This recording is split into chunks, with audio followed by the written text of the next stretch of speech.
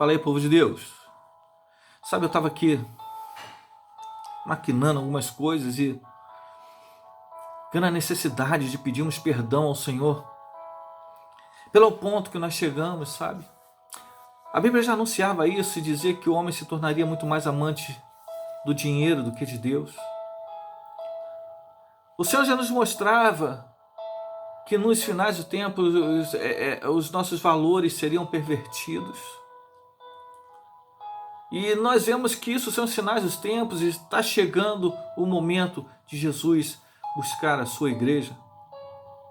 Nós vemos um momento onde que a igreja não tem mais feito tanta diferença na terra. Sabe, a dita igreja. Porque essa chamada igreja religiosa, ela tem tentado alcançar o homem pela sua alma, pela sua carência almática. Sabe, uma igreja que era para fazer diferença, que era para ser diferente do mundo, tem se tornado tão igual ao mundo. A religião, ela tem buscado tudo aquilo que o mundo busca, porque quando o mundo busca as coisas terrenas, a religião tem buscado também as coisas terrenas. Ah, meu Deus, sabe quantos pastores têm colocado a mão em ungido? Ungido presbíteros, diáconos, pastores, não pelos seus valores internos, não pelo valor espiritual e pela unção que está sobre aquele, mas muitas das vezes pelo seu poder aquisitivo, pelas suas contas bancárias, pelos seus dízimos altos. Como vamos ser diferentes se somos tão iguais ao governo desse mundo? Valorizamos o homem por aquilo que ele tem, por aquilo que ele possui nessa terra, e não por aquilo que ele tem e possui nos céus. E quando a religião se une, ao governo humano, quando a religião se une em igualdade ao poder de político e natural, ela se torna altamente perigosa. Aonde nós vamos parar como igreja? Sabe? Teve um momento onde que os fariseus, que representam um governo religioso da época de Jesus, eles decidem pegar a Jesus em algumas palavras, porque Jesus era uma ameaça para eles. Então se uniram aos herodianos, porque Jesus também era uma ameaça para os herodianos. Meu irmão, deixa eu falar uma coisa para você. O evangelho é uma ameaça para todo projeto religioso maquiavélico. O evangelho é uma ameaça para tudo aquilo que se levanta como religião. Porque a religião são homens que estão desesperados à procura de qualquer Deus para saciar as suas dores naturais, não importa que Deus seja, mas o evangelho não. O evangelho fala de um Deus que ele veio desesperado ao socorro do homem, de apenas um Deus, com amor tremendo que deu seu próprio Filho unigênito para resgatar a união com o homem, para resgatar a vida dos homens e reatar o relacionamento. Mas a religião, ela se preocupa apenas em saciar as carências. E quais são as carências da religião hoje? Hoje nós vemos a religião com carência em fatos almáticos, afetivos. Então a religião começa a explorar coisas dessa terra para suprir o vácuo, o buraco que está no homem, e esquece de Deus, apesar de usar o nome de Deus, apesar de usar a palavra de Deus, mas tem procurado saciar o natural,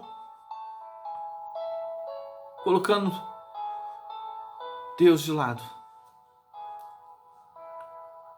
Então, Os fariseus daquela época, eles olhavam para Jesus e diziam: olha, ele é uma ameaça para a nossa religião, porque ele é raiz de Davi e ele se intitula como filho de Deus, sabe? Quando ele se declara filho de Deus, e se ele for realmente filho de Deus, a nossa religião está falida. Então a religião só se preocupa com ela mesmo, a religião só se preocupa com aquilo que é próprio da religião.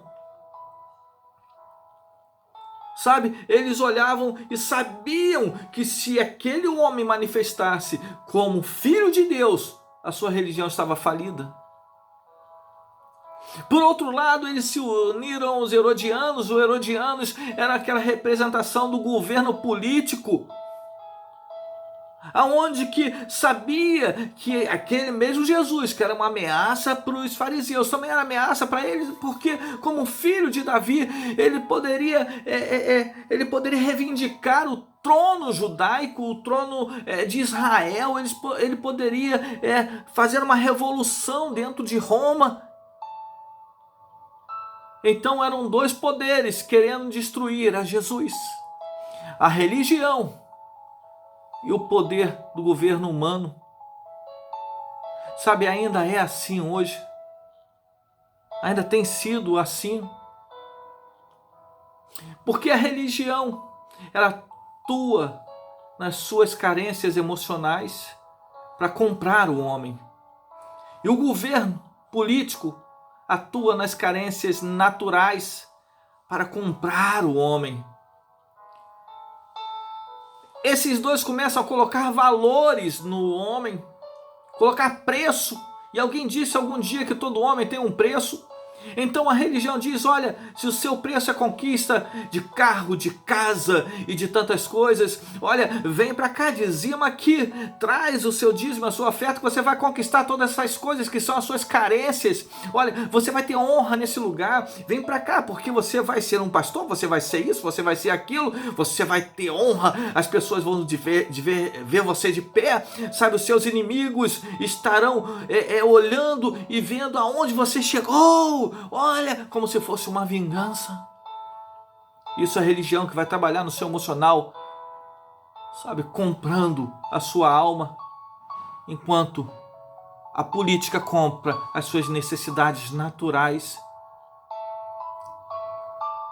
Sabe, paga tributo aqui e você vai conquistar coisas. Olha, nós vamos pavimentar, nós vamos devolver, nós vamos, olha, e começa a trabalhar em valores terrenos, tanto um quanto o outro são valores terrenos dessa terra. E a Bíblia diz: não junteis tesouro na terra, onde a traça ferrugem corrói.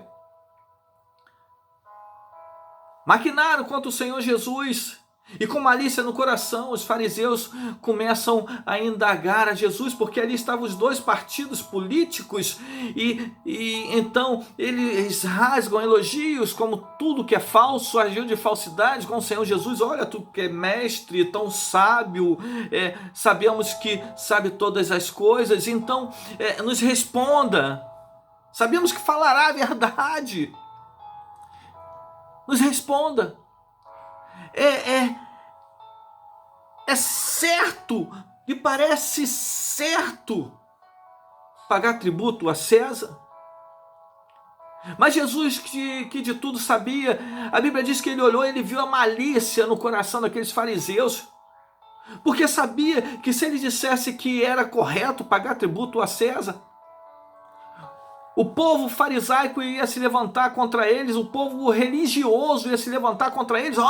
Como pode valorizar as coisas desse mundo? Como pode valorizar aquele que nos dominam? Até porque eles esperavam um rei que viesse brigar pelo seu reinado. Então era como se aceitasse estar submisso a um reino.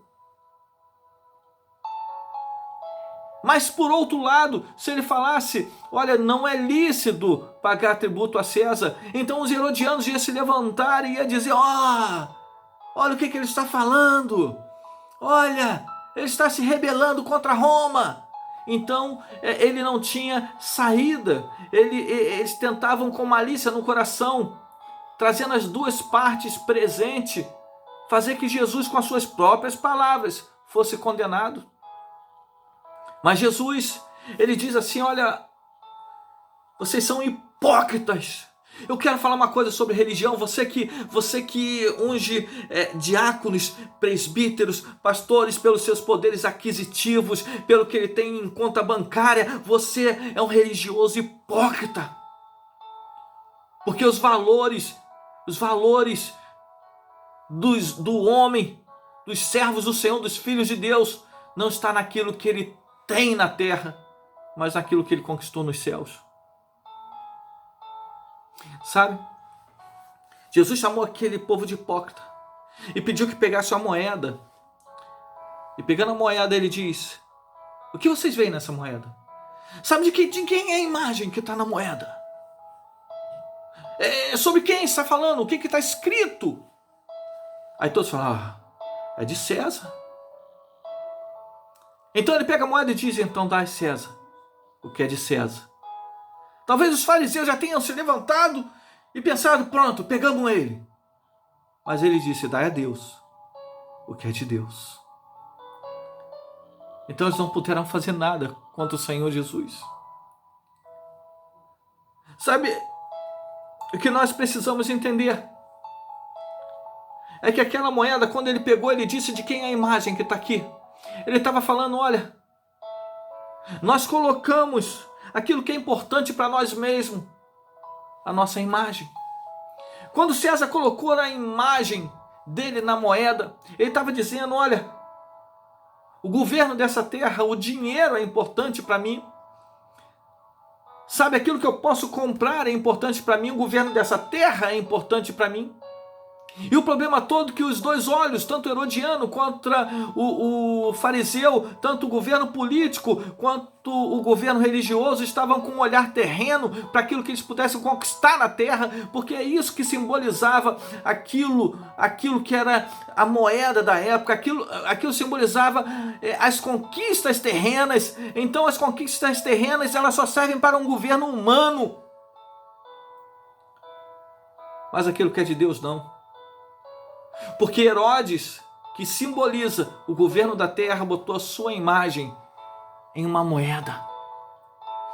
Mas a Bíblia diz que quando Deus fez o homem, ele fez a sua imagem e semelhança.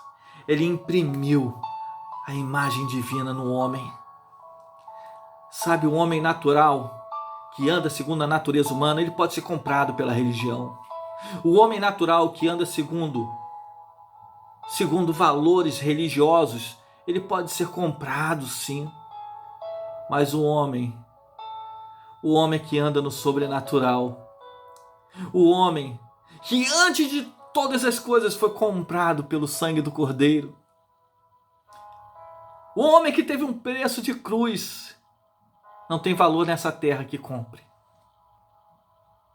Quando Jesus colocou a imagem dele e disse: olha, ele é importante para mim. E os seus valores, quem determina sou eu. Sabe, não deixa a religião te colocar valores. Não deixa que essa terra coloque valores em você. Você é muito mais importante do que um governo humano possa ditar. Existem duas coisas: preço e valor. Preço é aquilo que limita o valor que você tem. O valor, ele vai além do que qualquer preço. Por quê? Porque o valor, ele é subjetivo. O preço não. O preço, ele é limitado. Mas o valor depende de quem olha para você. Talvez a religião olhe e diga: não, realmente ele tem um valor, e o seu valor é de presbítero, ou o seu valor é de apóstolo. Talvez o governo humano não olhe para você e diga: não, realmente ele tem valor. Sabe, o poder de aquisição dele é muito grande. Olha, um homem renomado com valores. Mas os céus olham para você e diz: tá vendo aquele homem? O valor dele é imensurável. Porque o maior preço foi pago na cruz. E agora, o que rege ele não é mais o governo humano, mas é o governo dos céus. Sabe por quê, meu irmão? Porque o Senhor Jesus disse que o reino dos céus não está lá na religião e nem lá na política, mas o governo dos céus está em você. O reino dos céus está em você, e isso quebra qualquer julgo de valores humanos, porque agora o seu valor é imensurável. Jesus Cristo, só Ele sabe o seu valor. E um dia Ele vai te levar. Um dia Ele vai levar a igreja do Senhor e colocar em um lugar de honra. E essa igreja religiosa que vê valores humanos, essa igreja não vai entender. Sabe, enquanto os valores, enquanto os olhos estiverem postos nas coisas da terra, não vai entender os valores dos céus.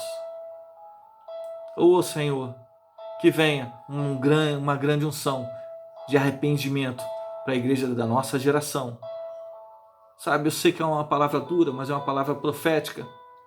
E se você sabe que o valor que está em você é muito maior do que qualquer valor dessa terra, porque o que está em você é o Espírito Santo de Deus. Olha, vou falar para você, tamo junto, somos um.